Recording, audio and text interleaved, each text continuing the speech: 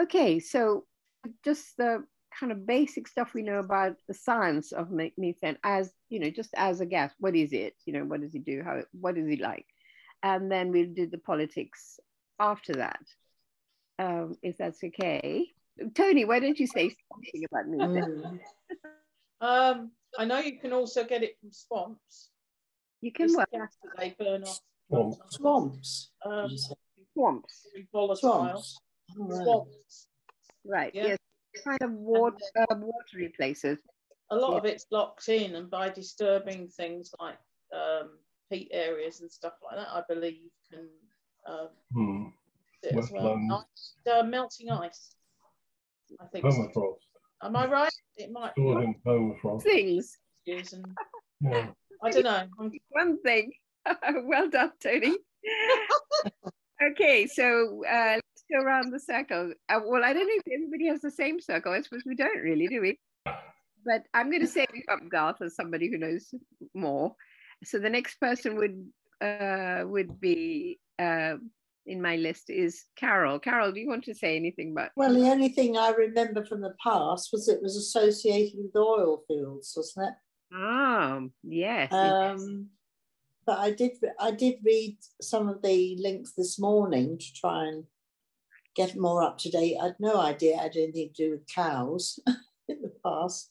But I tried to read some of that stuff this morning, but I'm afraid I can't remember too much at the moment. But that was the one thing I remember. Mm. And oil is one thing we want to get away from if we possibly can in the future. Right. So oil fields, oil storage places, and oil rigs. These are all places which leak methane. Cows, we all used to make, raise people about cow farts, but actually they were cow burps. Cow burps. Oh, cow burps. Apparently. So. Well, the only other place I've heard of it was when we went to the, I can't think of the name of it. Biodigester, is it? Anaerobic digester, is it? Yeah. But they use the methane to make electricity. Am I remembering it correctly? Yeah. I think so. I think that's the only other thing I can remember about it. So there's quite a few places that emanates from. So the next person I have on my list here is Surinder. Surinder, do you want to add anything? Tony and Carol have said an amazing lot of things. Well, it came to me somehow, but yeah. I'm a bit foggy. So what I've got to add to that is that it is much worse as a greenhouse gas than CO2, is my understanding. And tens of times, I think, or maybe 50, I don't know how many times, but certainly much worse. But I don't think that it lasts as long in the atmosphere. So that's my two pennyworth for methane.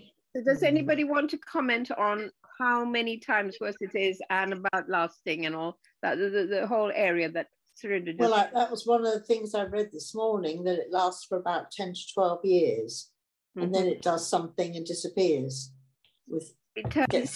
Gets together with something else and disappears. It becomes carbon dioxide. Oh, right, yeah. Which isn't wonderful either. No. Yes, and so how much more potent is it? Do we know that? 20 times, is it? That's 40, I think. Oh. Any other offers? Remember. Val? Yeah, I think there's a lot of different figures floating about, and it depends on the time scale that you're measuring. So if you're measuring it in a short scale, it's a very high amount more. But if you measure it over 100 years, then it's not so much, because obviously it's gone. Yeah. Right. So that's why there's so many different figures floating about for it. So, and it's also why it wasn't taken so seriously till COP, because scientists had the usual practice of measuring things as the global warming power, the GWP, over 100 years of any gas. And so over 100 years, It's about, well, they used to say 20, 21, 22, 23, but now they say 28 times as potent as carbon dioxide over 100 years. But, you know, it's, as Val just said, it's a bit silly to dilute over 100 years because it's already stopped being methane after about 10 or 12, as Carol said. So if you measure it over, they started measuring it over 20 years, a GWP of 20 years. And then suddenly it became 86 times because it's very concentrated. But then, as somebody pointed out, if you took it a WP of 1 year, which nobody usually does, then it shoots up massively because it is very powerful in its first year. And people say, well, you could say it's 120 times worse than carbon. So it depends how you, and that's the thing with a lot of things to do with science. Would you agree, Garth, that it's not it depends on the context, whether it's timing or whatever it is, you know, and people always want a simple answer, but it's only a simple answer in a certain context. Yeah. So it's extremely powerful. And now that people have realized and really taken it on board that it is so powerful in a short term, then people start to think more imaginatively about, you know, well, maybe if we actually stopped it in the short term, that could buy us a little time, because it means that if we stop that, then, you know, warming isn't going up in that curve. It can go up at a slightly slower curve for a bit while that methane was being depressed. Is that right, Garth? Am I saying it right? Yeah, I think that's how I would understand it. I mean, getting it down is going to be quite a challenge, though, because of things like ruminant animals and so on. And of course, humans emit methane as well. Vegetarian diet and so on. Rice fields. Yeah, rice fields, paddy fields, yes, wetlands, melting permafrost releases it. Yeah. I mean, there's the old thing about will-o'-the-wisp. I don't know whether you remember that from your... Oh, yeah.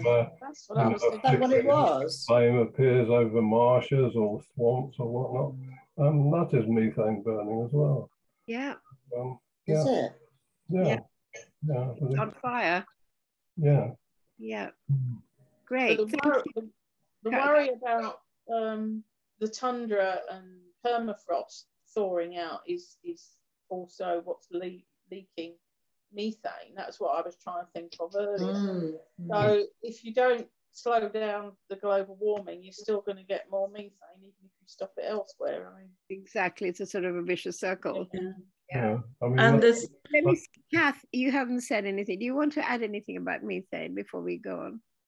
No, I think everything's been said that I know about anyway. Okay, Libby, you want to say something? Yeah, the bottom of the sea is also releasing methane as the sea temperature rises. Really? That is releasing methane from the lower levels, and we don't know what's stored there.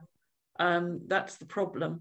We don't know how much methane is there, just trapped and is being released. It is very scary. Yeah, these were known as the sleeping giants. So permafrost, you know, it's a huge acreage after all. And if the permafrost melts and it releases methane, the undersea giant, you know, these are giant forces and we daren't let them start to come to action. So it's another reason why before it gets too big to control, we need to get it down quick. And so using methane stoppage in places we can control it, like the oil fields and the oil storage places, quick, is a really good idea before we get onto the stuff that's really hard to control. Okay, so is there anything else on methane as a gas? Yeah. I read something on one of the I think they were trying to say how green they were, and it could well have been Shell, that they were extracting gas to Norway. It might not be Shell. And as they were extracting the gas, they were also siphoning off the methane, and that was why they were being green, because they were using the methane as well and storing the methane and then going to use it to burn to make fuel, and that was making them green. Well,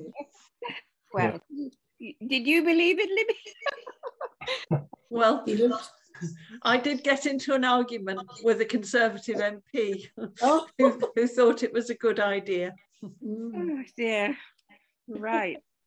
So, okay. So shall we then move? I mean, we probably come across other things as we go on, but one tiny factual thing then that we haven't mentioned is that there's a reckoning now, I got this from the New Scientist, that methane is possibly responsible for getting on for half a degree of 1.2 degrees of warming. Well, that's a huge amount, isn't it?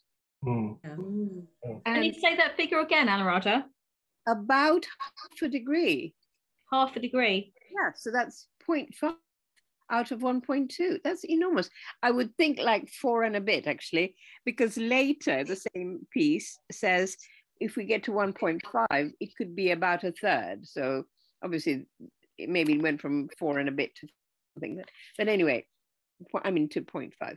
So that's an enormous, I mean, that really got through to me, that we have to really do methane. And thank God they've started, if they really genuinely have, of course. So that leads us on to the politics of it. So what, do you remember, anybody who knows, what exactly was agreed at COP26 about methane? Who agreed it? What was agreed? What percentage? Anybody know? Any offers? COP26. The Americans agreed something. Americans agreed something. Good. Yes. Oh, did they? Yes. Wow. Any other offers? Well, the president of the States, old Biden himself, and the president of the EU, Ursula von der Leyen, I assume, they agreed. Right. The what was it called? The Global Methane Pledge. Oh. And what they agreed was that by 2030, thank goodness, not 2050, 2030, they would cut their methane emissions by 30%. How do you do that? How do you do that? What Biden said was that in America, they would do it by stopping the leaks from their oil rigs and oil fields. And in fact, about, so 35% of the methane comes from things like fossil fuel leakage. So, you know, that's a pretty good bite at it.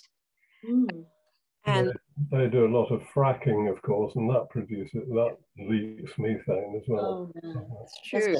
That's true. I don't know whether they are going to stop fracking, though. They were. I mean, Kerry was talking about the leakages, because I think that's kind of a cost-free thing to do, in a sense, isn't it? Yeah. A political cost to it, because nobody wants to waste it. And anyway, I mean, the other issue, which is much more tricky, which is the one Libby raised, is if you want to do the agricultural stuff, which is actually the biggest producer with 40%, that's agriculture from wetlands like rice paddies, and also from animals, you know, burpings. But that is much more resisted, and so the Americans weren't offering to do that. And why might that be? Because they eat a lot of beef. They eat a lot of steaks. Sorry. They don't eat much. They only eat beef and chicken, basically. They don't eat anything else. So that's true. I mean, they do have lamb and things like that, but in the scale of things, it's practically all beef. Yeah. And big, powerful companies are locked in with governments. You know, scratch each other's Oh, backs. have their burgers. Yeah, Really. the lobbyists, definitely. The meat lobby. Yeah, Yeah. exactly. And remember what the Trumpites used to say before the election, that come and get your hamburger and your pickup truck.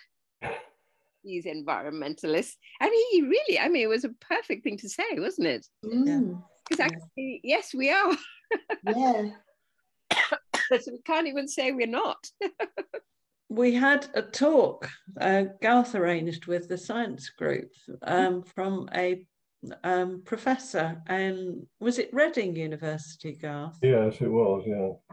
And he talked about their studies they're doing to try and reduce methane production of from cattle. Yeah, there's a lot of work on that at the moment in Yes. changing the foodstuffs for cattle to reduce the amount of methane that they produce. Yeah. I think also I posted something about in New Zealand they have some technique for capturing cow's poo or something, which also captures the methane. But yeah, don't know. Is that by changing their feed? Yes, there's a lot of work on Kinds of feed. genetic engineering or whatever you call it. What's it called? GM crops. Trying to reduce the amount of methane that's produced by digestion of different crops. Mm. Yeah. I've heard seaweed's good for them. Seaweed, yes, alginates are supposed to be good. I don't quite know why, but they are, yeah. But it's only some cattle respond to it. So they're trying to find a breed of cattle that is consistent in its response, because you always get the big burpers. Well, like us, it's going to be one that's a bit more of a burper. Who are you talking about, Libby? But yeah, diet definitely affects my gas. Yeah, see, Kath's No always onions. telling us about that. Okay, that's great. So,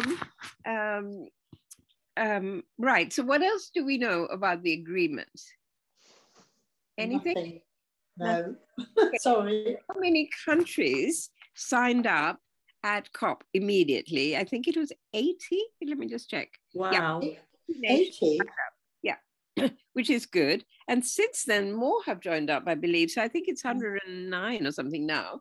So we should keep an eye on, because actually, in order to hit those levels we were talking about earlier of reducing the 1.5 by half a degree, all countries need to do it. And there's 107 countries, some of which are tiny islands and things, but maybe they don't have many cows or refineries. But you know, then they should be easily able to sign up. So that's one thing to keep an eye on. And the second thing, let me just look at my notes.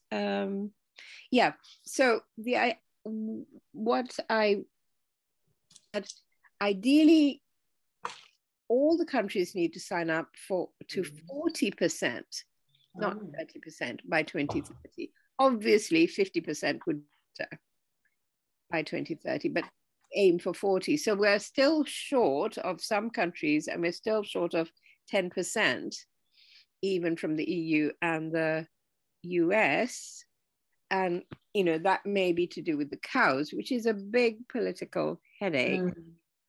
Right. So, among those 109 countries who did sign up, there are some notable absences. Australia? Possibly. Russia. No, Russia. Yeah, Russia. Brazil. Did Russia sign up to anything? Killing people. Notably silent, weren't they? Did Australia sign up to it? I don't know, actually. No. I could quite believe they didn't, because they didn't. Only, And they blocked lots of things. at the moment, yeah. Yeah. Brazil didn't sign, I don't think. Well, these are big deals. I mean, yeah, big countries. if Brazil, I don't know, and if Australia, I don't know, but these are biggies. There are also two other biggies who didn't sign up. Are you culprits? India. Has anyone thought that maybe Russia would like global warming, seeing as they're so far north? They would So cold. Well, look at all that permafrost. Yeah. Well, it also opens up their shipping routes, doesn't it, across the North Pole sort of area. So in some senses, they're quite keen on it. On the other hand, they're fighting wildfires in Siberia, you know, which is really scary because that's where permafrost is, and that's releasing methane and carbon dioxide. But whether Russians care about it or not, the question is, does Putin? He don't care about anything. No, only about what he wants, I think. Yeah. As long as he makes money. Yeah. And of course, the Gazprom pipeline. Yeah. That's a big source of income for them, presumably. I presume so, yeah. So, yeah, they're quite keen on methane. Okay, so China, India, Russia. China. Oh, right. And what was the other one somebody said? Possibly Brazil, possibly Australia. Is that it that we've mentioned so far? Yeah. Did Argentina, because they farm a lot of beef. Oh, they do, yeah.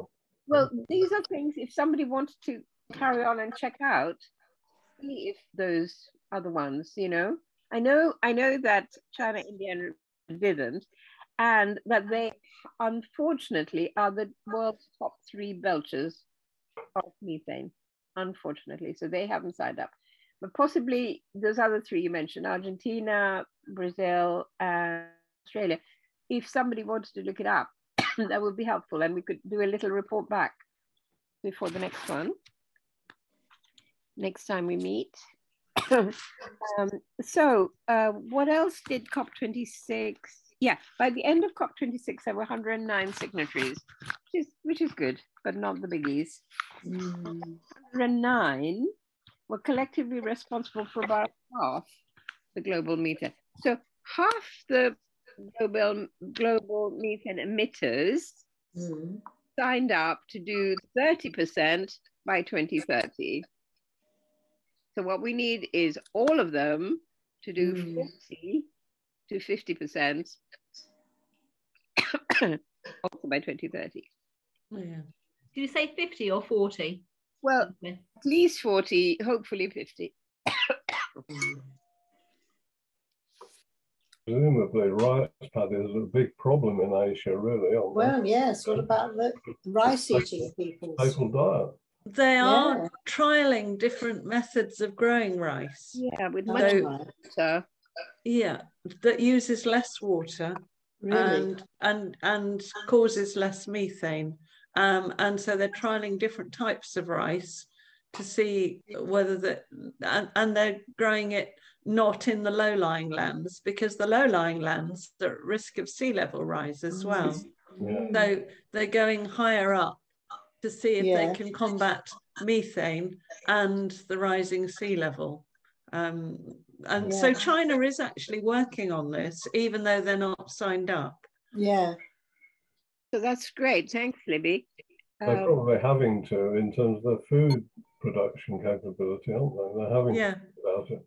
Yeah. Also, with China, the desertification means they want to not have to spend so much water, fresh water on this. Yeah, they're in a big problem. Yeah. So, okay, isn't it amazing how much we know?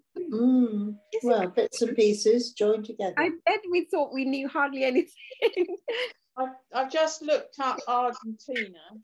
Yeah. Oh, yeah. I've got about the methane pledge.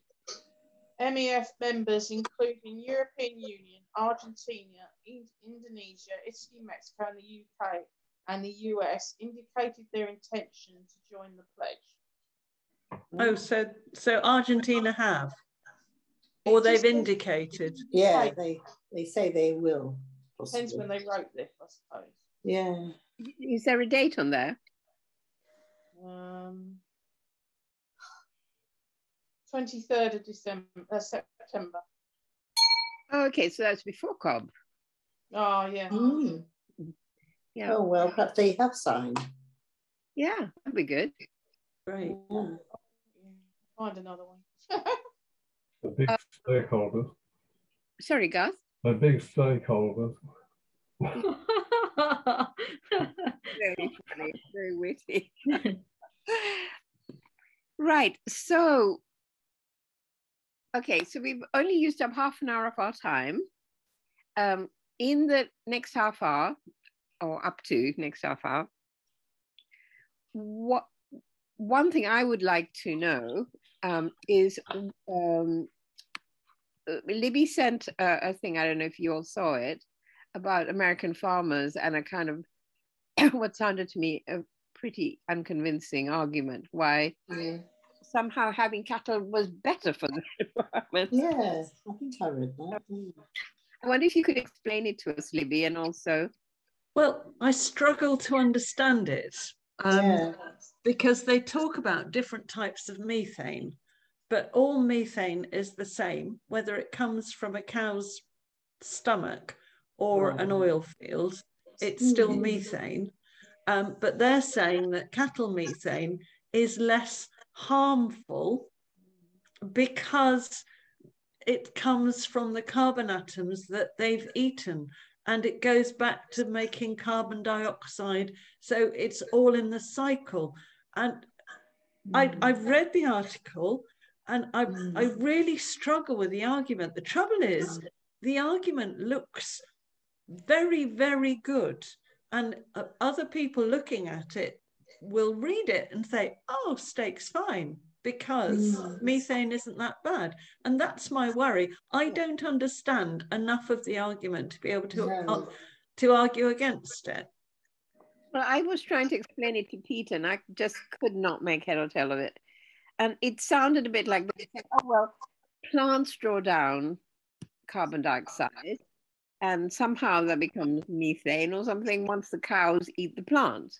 Yeah. Fine, but if you didn't have the cow, then the plant would just draw it down and store it. So why is it an advantage that the cow should be there to eat it and turn it into methane and then send it off as carbon dioxide? I just couldn't see the logic. No, I don't think I don't think they're selling it as an advantage. I think they're saying that cow's methane isn't as bad because it's a circular thing.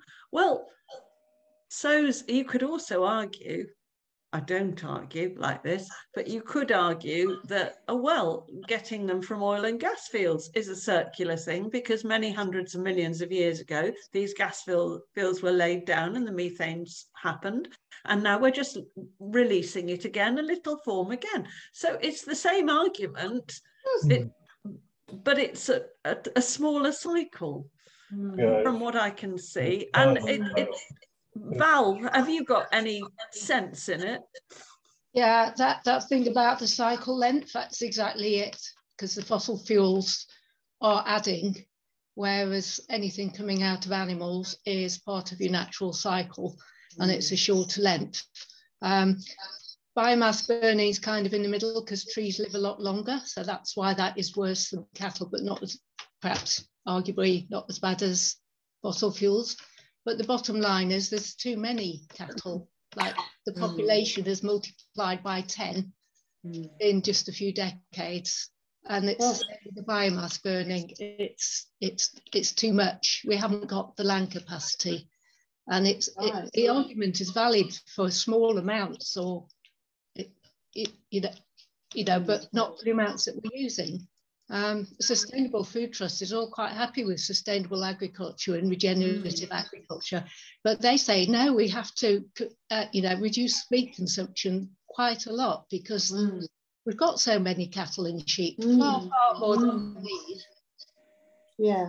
So I think in the COP they said something about reducing meat consumption by 20% by 2030. So that is their bit for reducing methane from animals, I think. Doesn't sound very much to me, because I thought we'd need to reduce it 90% since cattle numbers have gone up that much. Yes. All the balance, isn't it, really, in the carbon cycle, I think, and also population factors into it, you know, and what the population eats and so forth. You know, it's a balance of many factors, really. Well, I think that's the thing, is that the cattle population's gone up much more than the human population. Yes, yes. In fact, isn't there some sort of figure that the biomass of cattle herds is about, you know, 90% of the biomass of all animals on Earth, you know, something like that. So the wild animals, which should naturally be there, are only about 10% at the most of the total biomass of you know, managed animals, if you like. So nature is totally out of balance. I mean, there are ecologists who argue that, you know, we should have grazing animals. We should have grazing animals in Siberia, for example. You know, it's a part of the natural balance of that environment, that habitat.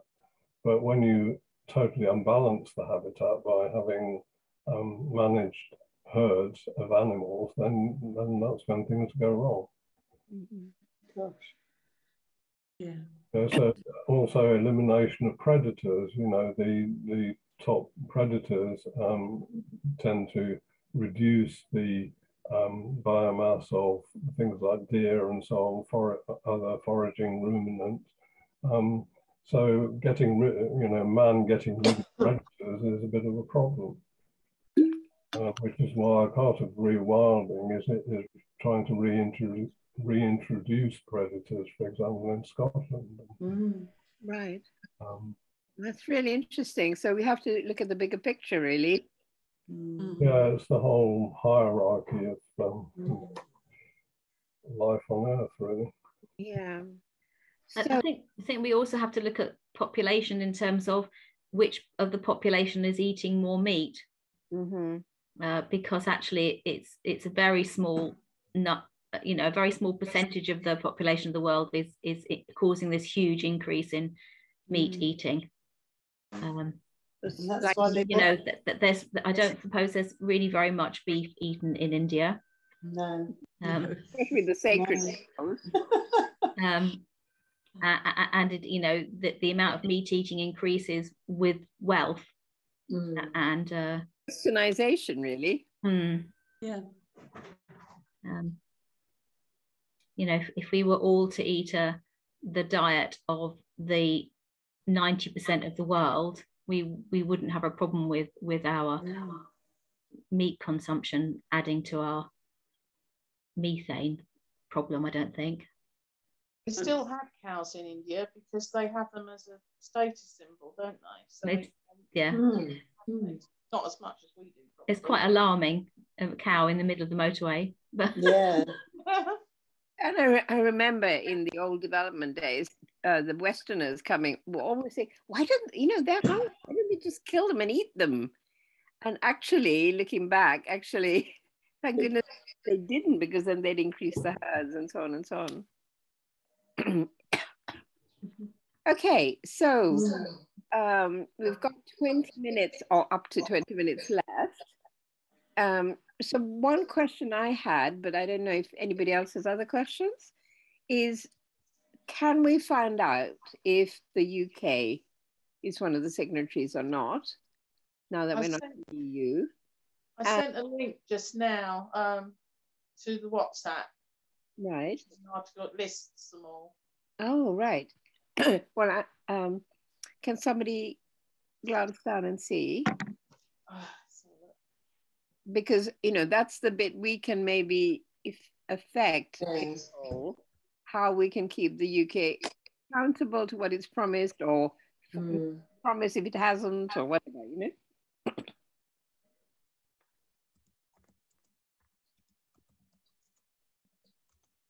Which WhatsApp group? We didn't see that. Thought I sent it. Did you send it to the climate seminars one or the general one? said the 90 countries that. Which WhatsApp did you send it to, Tony? Climate action now, I thought. I've not got it.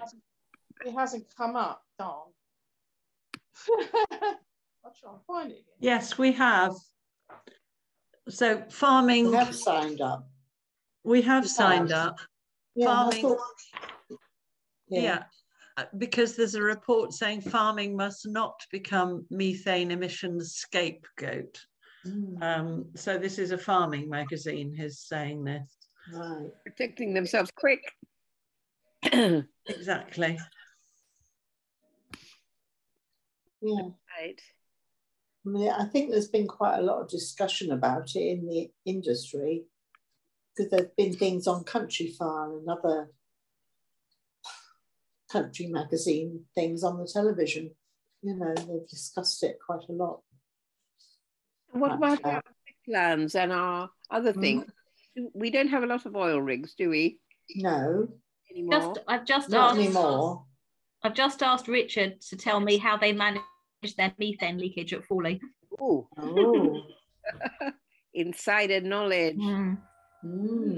That's good.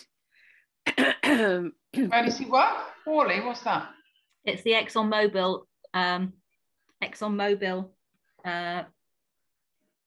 huge refinery at Southampton. Southampton, yeah. Oh yeah, I can also now announce that, because Exxon have done a release this morning, that they have got a memorandum of understanding to develop a hydrogen plant in the Solent to provide hydrogen and carbon capture for the industrial hub in that part of England. Was this the blue hydrogen they were talking about? Yes. So the idea is to match hydrogen production with CO2 capture in the interim, so what they're saying is that if you can produce hydrogen with fossil fuels, sorry, we're going off methane now, is that all right? Let's have a little loop. Yeah. So blue hydrogen is produced from fossil fuels. But the argument is that if you produce hydrogen with it in one place, then it's much easier to catch the CO2 in one place, because you're just burning it in one place, and it's easier to catch the CO2. Whereas if you distribute your fossil fuels into cars and stuff, it's much less easy to capture the CO2 when it's burnt in a distributed fashion. Gosh. So they keep the CO2 production in one place, and this memorandum of understanding is to develop both blue hydrogen and carbon capture in one place in Southampton. I think, are they talking about developing green hydrogen as well, to bringing that along, or is that happening in Denmark? Because they've got the same thing happening either in Denmark or Belgium. Right. I don't know. I haven't read it completely. Exxon being Exxon, I suspect that they'll milk the blue hydrogen for as long as they can. I haven't read through the whole thing yet. Because the one I found featured green hydrogen quite heavily in quite block capitals. But then they said that they'd be using blue hydrogen while they developed quick and easy ways to produce the green hydrogen. Yeah. I think that is the path. Oh, I think Richard says something about, that in the future that, they're aiming to use the seawater from the Solent to produce the green hydrogen, but in the transition time they have to use the fossil fuels to produce blue hydrogen, but are trying to mitigate the damage by keeping the carbon, that there's parallel carbon capture stuff going on at the same time. So, as with all of these things, it's difficult. This is all on the path, the transition path, but quite how good it is, who knows? And how fast it will make it. So that's the worry, in that we just stick on this. Oh, well, use blue hydrogen because, let's face it, it's easier and cheaper. And then if we just toddle along on this, we're heading for 3 degrees and tipping points. And that's the worry. Usual itself, isn't it? Yeah, the inertia. Okay, so sorry, that was a little loop. Coming back to methane. Oh, very good. Let's do a hydrogen one sometime, but since we're doing COP at the moment. Yes, yeah.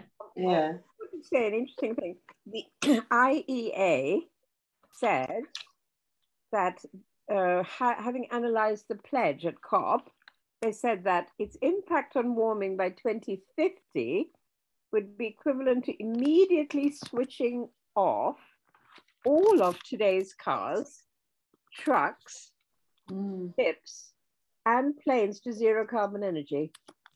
Wow.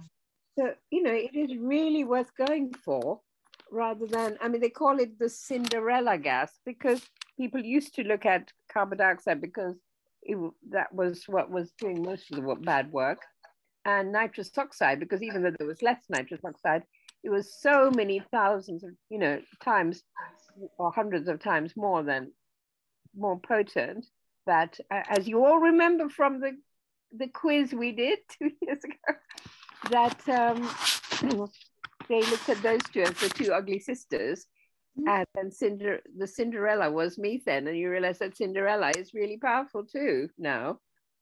That's quite a good little metaphor, isn't it? But what did you say? Turning off all cars, planes, and Turn off all today's cars, trucks, ships, and planes to zero carbon energy. But that's the IEA. Some people aren't quite as convinced, but still, you know, it's still, even if you're not that enthusiastic, it's still good. That's that's a massive change. Exactly. So I'm just quickly looking at these things to see if there's anything major to add on. Oh yeah, one of the things that people often say about COP is that they're useless because they're not legally binding. But the thing about COP, the UN, is if it did legally binding things, we'd be here till, you know, kingdom come. 7 years, but 300 years, because basically it's a gathering of independent sovereigns. This isn't a world dictatorship, you know. Some people may wish it to be. I certainly don't. But so it's no good saying that. It's occasionally they do a legally binding thing, and it creates such a furore, like at Kyoto, you know, things. So, you know, it's not legally binding until the countries themselves make it legally binding themselves. So we should make sure that whatever we've signed up to, if we have, is legally binding, and then make sure we hold to the fire. I don't know how to do that or anything, but I'm just putting that as a principle that's something we could look at, you know, given how much more important we now realize it is. All that COP says is it invites parties to consider further actions to reduce by 2030 non-carbon dioxide greenhouse gas emissions, including methane. I mean, that's about as limp as a wet tissue, isn't it? Yeah. But that's all it can actually say in order to get most people on board. Is to consider. Invited to consider. How tepid is that, right? But it's something. It's a start. But we've got to push it now to make sure and keep an eye on it. So see what's happened by COP27. And there's a really concrete thing to do, you know. Is the UK signed up? If not, why not? Well, sorry, you wanted to say something. My worry is how do you actually monitor it? So how do we know how much methane they're stopping? Well, I guess we couldn't, but we could find out the groups, couldn't we? Who they are, like the IEA, and who else? Well, you know. And College London are both.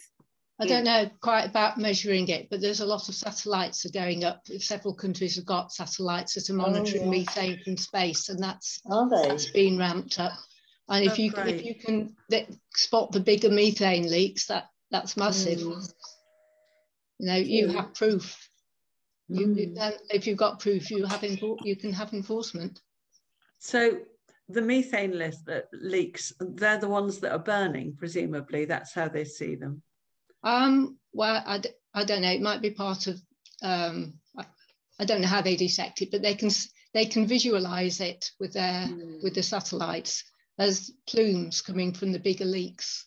Wow. I don't think it needs to burn for them to see it, because they can see all. Oh wow! I think if it's burnt, it'll be turning into CO2. So yes, you're right. It's a different problem. It's when it's actually still methane. It's a problem. Yeah. Gosh, I'm thinking of the Ogoni oil fields and the amount of leakage there, and how the people there were so badly affected, and the babies and this is all so bad, this stuff, isn't it? Yeah. Okay, so we've got 5 minutes left.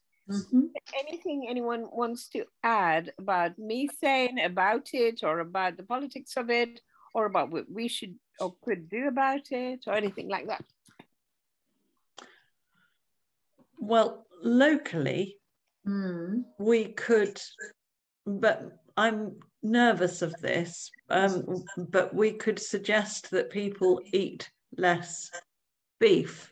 But I am nervous about it because suggesting to people how they eat, and during COVID, I think there's a lot of problems, eating disorders. So I don't want to make anything worse. It does seem to be more in the culture anyway, doesn't it, Libby? So there seems to be a cultural pressure, even whether we say yeah, I think there is. Well, I think vegetarianism and veganism are becoming more fashionable, aren't they? Even though they're popular, greenwashing themselves to some extent. More popular. Yeah. A lot of people at the farmers market had meat-free Monday and eating less beef. They volunteered the information. Did they? To cut down on stuff like that. So I think genuinely a lot of people are thinking like much more conscious of it, aren't they? Yeah. And also the supermarkets are creating more vegan things. Yeah, loads. Loads. Sausages. Yeah. Really nice ones sometimes. Yeah. Which are vegan. Younger generation is not tending to eat meat so much. I mean, neither of my two. Yeah. They just never wanted it when they were growing up. Yeah. And a lot of their friends don't either. So it seems to be going more that way. And a lot of students at university, they cook vegetarian things like curries because it's cheap as Very well. cheap. And delicious. Yeah, hopefully. Yeah. So perhaps they don't feel the need to eat meat all the time. Perhaps we could put a link to a vegetarian or a vegan meal on Facebook. And rather than say, eat less, just put, this is what, this tastes nice. So perhaps our group, we've each got a favourite veggie or vegan meal that we use. If you could either write the recipe out or send a link to whichever site you use, and Tony or I can put that on Facebook. And with a, have you tried this? It's really good. Rather than anything else. Much better. Brilliant. Meat-free Monday. Yeah, should we do it? I mean, we could even, I don't know, Facebook, social media doesn't work like this, does it? But like every Monday, release a CANR's meat-free Monday recipe. If we've got, how many people have we got here? Got 9 people. That's, that's 2 months of recipes, isn't it? On a release on a Monday. Have lots of recipes, Pierre. I'm sure he's got a favourite meal, Anuradha. Or maybe not mention Monday, just mention CANR's favourite meals. And they just happen to not have meat. Yeah, exactly. Well, there was that thing, wasn't there? Some college, maybe it was even Cambridge, Yeah. announced, didn't they, that they were going to go meat free, and there was a huge furore, and then they just realised that actually they'd been doing that for a year and nobody had noticed. Yeah. That's the thing, isn't it? If people eat a meal and it's tasty, yeah, they don't worry so much what's in it. Yeah. Cambridge are doing it, I think. I'm not sure about all the colleges doing it for all meals, but they are doing it. They are Are they? There was a particular cafe, wasn't there, or canteen? Yeah. Colleges, yeah. Mm. But it just shows that people's idea, how dare you make me eat meat less or less, is a sort of ideological thing that they react against, but not the reality. The reality is fine. It's the ideological barrier that is the problem. Yeah. I mean, it is the product, isn't it, of, a very, very successful marketing campaign from the meat industry, certainly when I was growing up, in terms of, the sort of characteristics that eating meat would give you, which are, obviously totally spurious, but it was very, very successful and has got into people's psyche. There used to be steakhouses. You don't see them much anymore, do you? That's true. Actually, no. Go and eat in the steakhouse. Oh, have Toby's steak. Steak and chips. in. I can remember when I was young. Oh, that was the meal out: steak and chips and peas. In a lot of places. Sorry, Kat. Meal. What were you saying, Kat? Well, Toby Inn is the equivalent.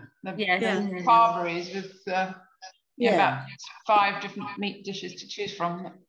Eat as much as you want, sort of thing. Buffet. It is very much associated with, the marketing with masculinity. So you're a real man, you're going to eat your steak, none of these wimpy vegetables. My brother calls it first class protein. Mm-hmm. And I thought that was really interesting. First class. So he's learnt that from the meat marketing world. And he eats a lot of veggie meals, but he still refers to meat as first class protein. So in his head, it's planted as better. Well, it is a complete protein, isn't it? If you want to eat a complete protein in a vegetarian meal, you have to have a number of different ingredients, which doesn't necessarily make it worse. But no, it's an easier protein to access. Yes. For a lot, I think if you're frail and needing sustenance, then yes, I think it is. But it's strange how first class is stuck there, rather than the first class vegetables, because really, brassicas. Oh, first class brassica, but nobody says that, do they? No. Plenty of iron. Yeah, exactly. Sorry. I was just going to say that there's that the equivalent is vital vegetables, isn't it? Oh, that's a vital vegetables. Vital vegetables. So, but anyway, gone. Past now, guys. So I thought it was brilliant because everybody actually had so much more to say and so much more knowledge between us than we realized. And it was, we packed a whole hour chocker with knowledge. So what I would like to suggest is, please suggest anything else that we, follow up those questions like about the UK or other things. And that, anything else we can follow up, let's get a bit more knowledge about. Does everybody feel they've absorbed what we said? Because we said I think it helps.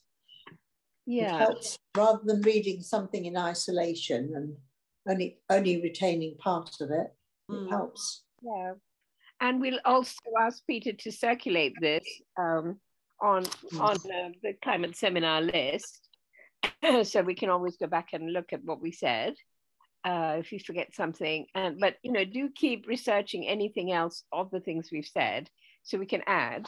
And so maybe at the beginning of each seminar we can spend a few minutes going over or just share it by WhatsApp in between to use up the time of the next seminar. Maybe, I don't know.